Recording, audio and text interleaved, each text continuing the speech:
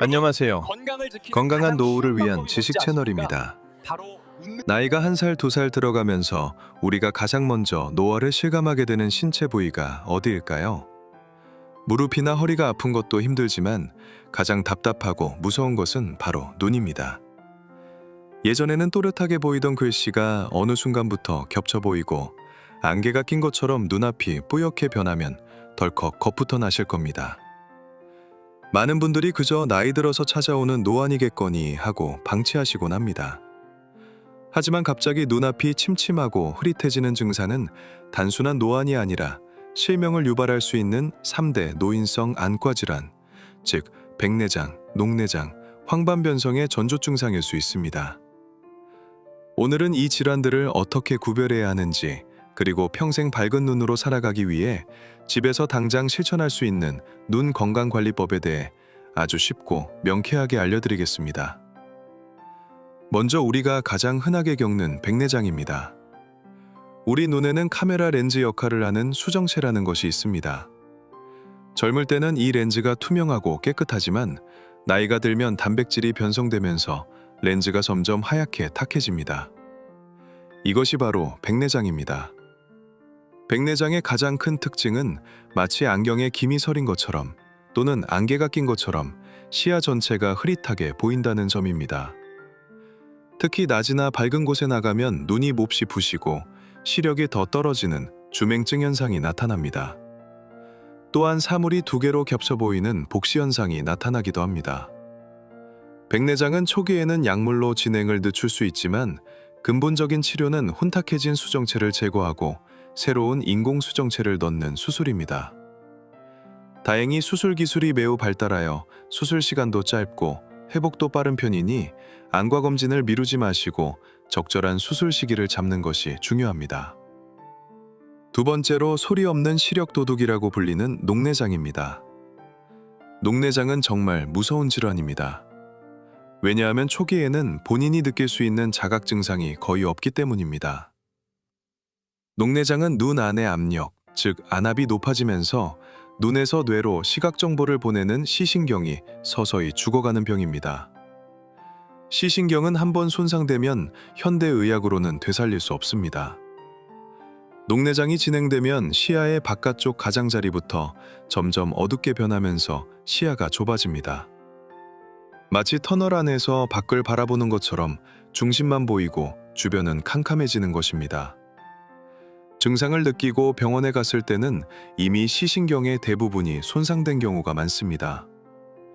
따라서 50대 이후라면 눈에 아무런 이상이 없더라도 매년 반드시 안과에 가셔서 안압 측정과 시신경 검사를 받아보셔야 합니다. 이것이 내 눈을 지키는 유일한 방법입니다. 세 번째는 황반변성입니다. 눈의 안쪽에는 망막이라는 신경 조직이 있고 그 중심부를 황반이라고 부릅니다. 황반은 우리 시력의 90% 이상을 담당하는 가장 중요한 부분입니다. 그런데 나이가 들면서 이 황반에 노폐물이 쌓이고 비정상적인 혈관이 살아나면서 시력이 급격히 떨어지는 것이 황반변성입니다.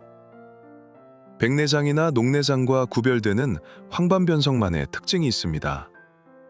바로 사물의 형태가 찌그러져 보인다는 것입니다. 바둑판의 선이나 아파트의 창문, 욕실 타일의 선을 한번 유심히 바라보십시오. 곱게 뻗어야 할 직선이 구불구불하게 휘어져 보이거나 시야의 한가운데에 까만 점이 가리고 있는 것처럼 안 보인다면 황반변성을 강력하게 의심해야 합니다.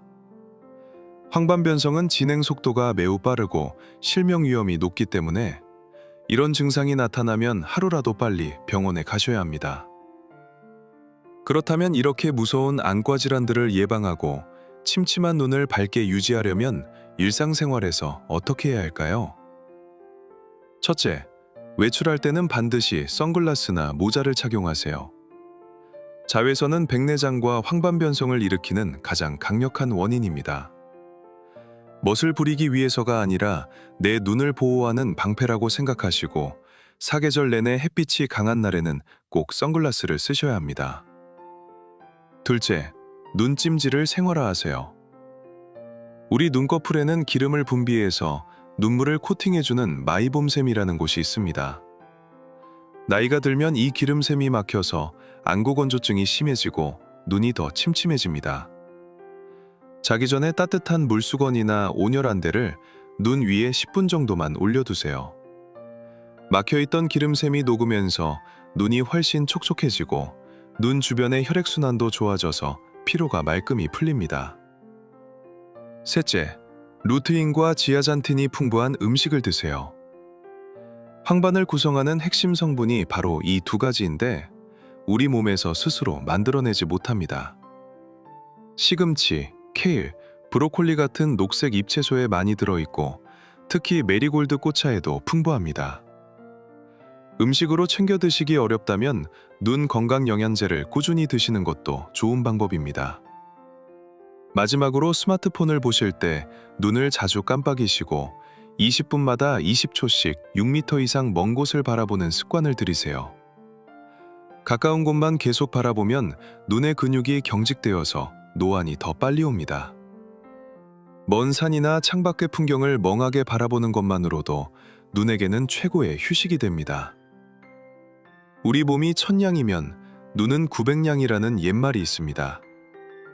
그만큼 눈 건강은 삶의 질을 좌우하는 가장 중요한 요소입니다. 오늘부터 당장 따뜻한 물수건으로 눈찜질을 시작해 보시고 달력에 올해 안과 검진 날짜를 동그라미 쳐두시길 바랍니다. 작은 관심과 실천이 평생 밝고 맑은 눈을 지켜줍니다. 오늘 영상이 도움이 되셨다면 구독과 좋아요 부탁드리며 소중한 가족과 지인분들에게도 공유해 주세요. 늘 건강하시고 행복한 하루 보내시길 바랍니다. 감사합니다.